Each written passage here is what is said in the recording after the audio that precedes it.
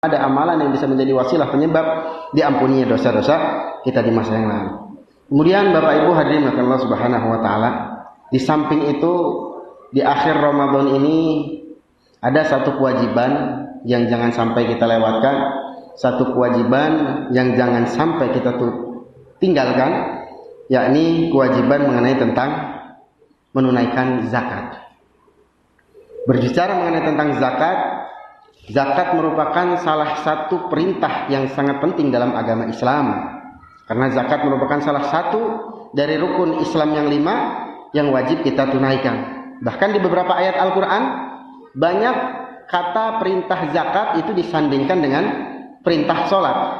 Sehingga ulama fikih telah sepakat hukum bagi mereka yang tidak mau membayar zakat, padahal mereka sudah memenuhi syarat secara syar'i untuk mengeluarkan zakat, maka mereka sudah melakukan suatu kekufuran dan pelakunya termasuk orang yang kafir.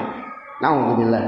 Bahkan di zaman kekhalifahan Abu Bakar, mereka yang mengaku muslim namun tidak mau membayar zakat, mereka akan diperangi oleh khalifah. Saking pentingnya membayar zakat. Dan banyak sekali dalil baik di dalam Al-Quran maupun hadis Nabi Muhammad SAW yang menjelaskan tentang pentingnya zakat. Bahkan di dalam Al-Quran tidak kurang 115 ayat yang menyebutkan tentang perintah zakat. Dari 115 ayat tersebut, 82 diantaranya itu disandingkan dengan perintah sholat. Subhanallah. Bayangkan Pak, Bu, kata zakat di dalam Al-Quran disebutkan tidak kurang dari 115 ayat. Dan 82 diantaranya itu disandingkan dengan perintah sholat. Sedangkan kata puasa atau perintah puasa dengan berbagai bentuknya di dalam Al-Quran itu hanya disebutkan sebanyak 13 ayat saja. Kata haji atau perintah haji hanya disebutkan di 10 ayat saja di dalam Al-Quran.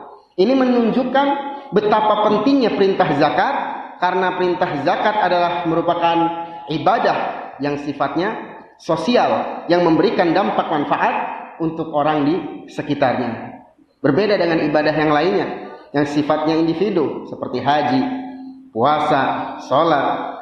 Semua ibadah itu bersifatnya individual, yang manfaatnya hanya dirasakan oleh dirinya sendiri. Bahkan seandainya ada orang yang ibadah individualnya baik, sholatnya rajin, jangankan yang wajib, yang sunnah pun dilaksanakan. Begitu juga puasanya rajin, jangankan yang wajib, yang sunnah pun dilaksanakan. Begitu juga hajinya, udah sampai 5 kali hajinya. Tapi kelak dia suatu saat nanti bisa saja terganjal masuk surga, terhalang masuk surga, karena di samping rumahnya ada anak yatim yang merintih kelaparan, padahal dia tahu dia mampu, tapi dia diam saja tidak membantunya. Bisa saja dia kelak nanti terganjal masuk surga karena di samping rumahnya ada orang miskin yang merintih kesakitan ingin berobat tapi tidak ada biaya, padahal dia tahu dia mampu, namun dia diam saja tidak membantunya. Bapak Ibu hadirin maka Allah Subhanahu wa taala, demi Allah tidak akan berkurang harta kita dengan berzakat, tidak akan berkurang harta kita dengan berinfak, tidak akan berkurang harta kita dengan bersedekah. Gak ada sejarahnya orang yang menjadi miskin menjadi susah karena berinfak, karena berzakat, dan karena bersedekah.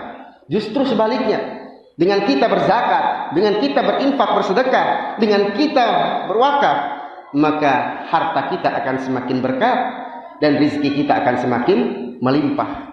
Dan mengeluarkan zakat